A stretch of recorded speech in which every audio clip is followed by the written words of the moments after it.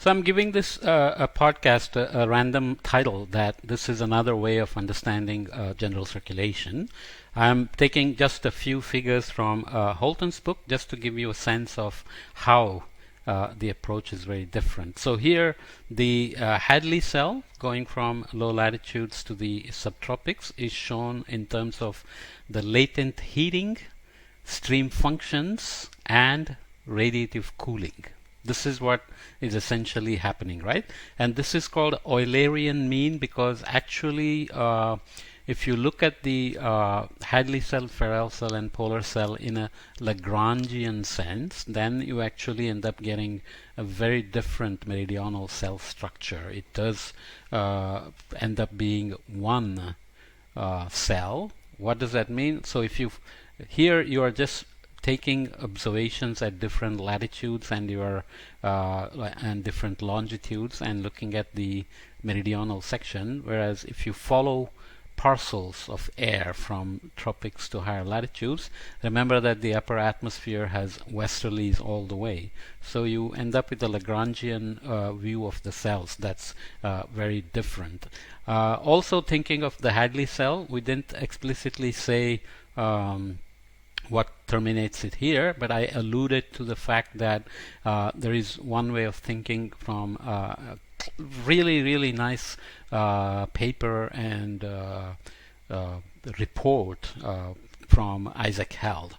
So the Held and Howe model from 1980, I think, does the Hadley cell in terms of the heating and radiative balance and the dynamic energy transport. So you get some similarities to the actual Hadley cell, including the subtropical jet and jet stream and so on and so forth. Okay, so that's exactly what's happening, right? We are creating latent heating in the low latitudes because of the excess energy, warm sea surface temperatures, evaporation, rising air, condensation, deep convection. That is the latent heating, which is greater than zero. That energy is being transported into the subtropics where subsidence happens, where we said radiative cooling happens. So that's kind of the Hadley cell construct in that framework. And this stream function equals greater than zero means essentially we have a net transport of a thermally direct Hadley cell. Okay, what does the X bar look like? We'll see that in a minute. The mean angular momentum budget, we have already seen this in another way. Easterlies are picking up westerly momentum and creating westerlies all the way from the low latitudes to the polar latitudes, and there is an eddy flux beyond the Hadley cell that is going to converge westerly angular momentum at mid latitudes in the upper atmosphere. That's going to be put down to the surface.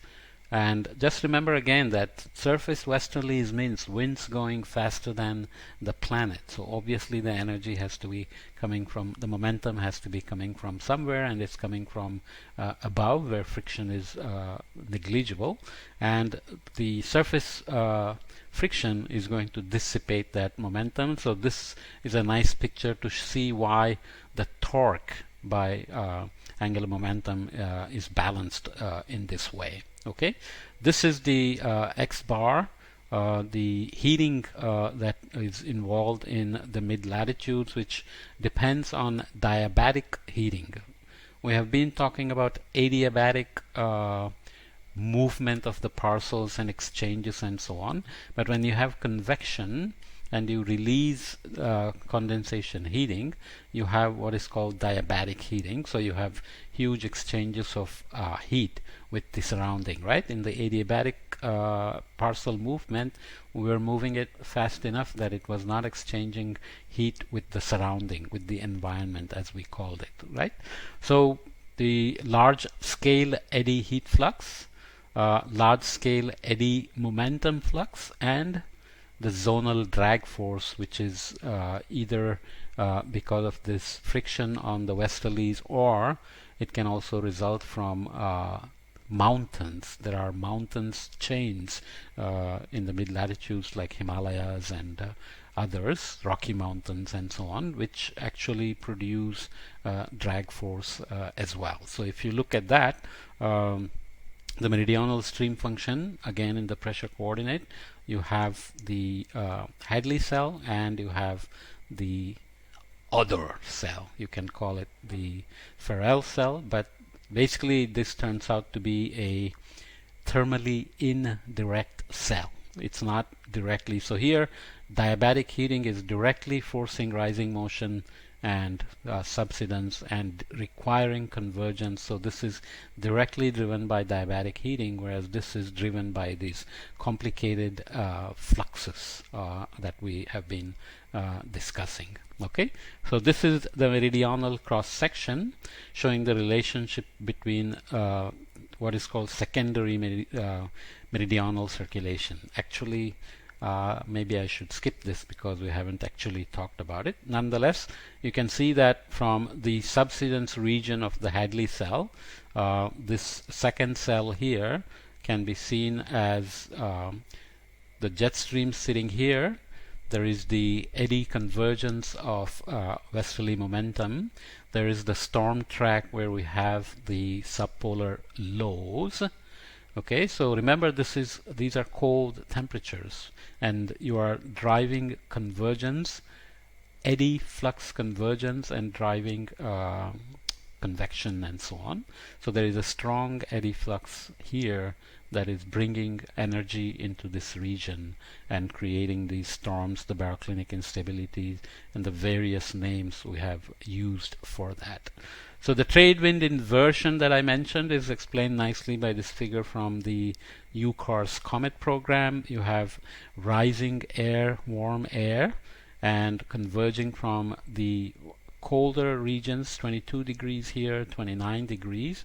So this is why the dry static energy is not moving much energy northward in the Hadley cell. Dry static energy is not moving much energy northward in the Hadley cell, but the northward transport and subsidence happens here. But along the way you have these exchanges where you have deep convection here, but you have shallow cumulus convection here. So you can see that this one is showing rain, but this one is not showing rain. So these are typically just above the boundary layer, which is, let's say, about a kilometer from the surface, and they are not rain-bearing clouds. So you have this inversion which is weak as you head towards the tropics, and it's very strong as you come towards the subsidence. Basically that inversion means sinking air. Remember, rising air is expanding, cooling, condensing moisture, whereas sinking air on the other hand is compressing and warming.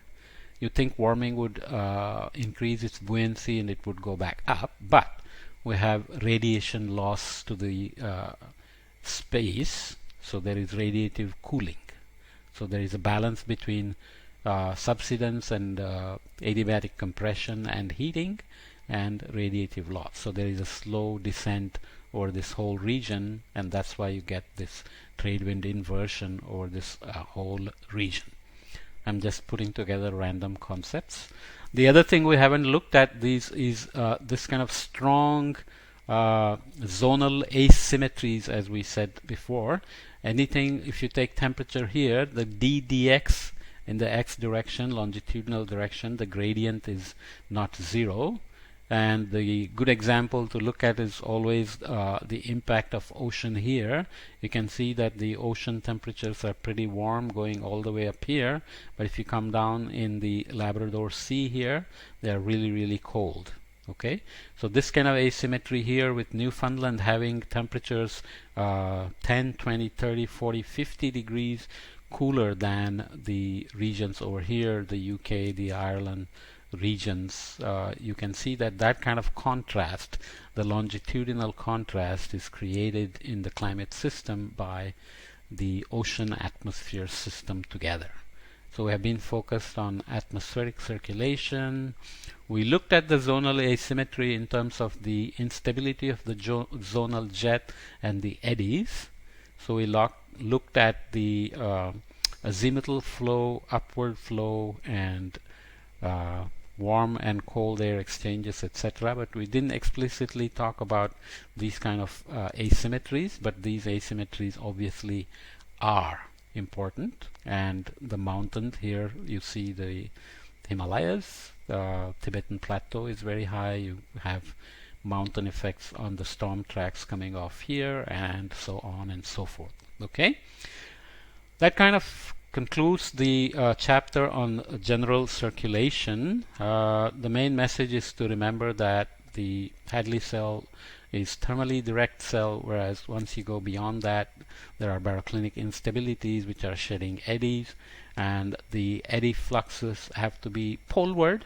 We kept saying northward, but essentially poleward because both hemispheres have it, and we have to move energy from the low latitudes to the polar latitudes for energy balance.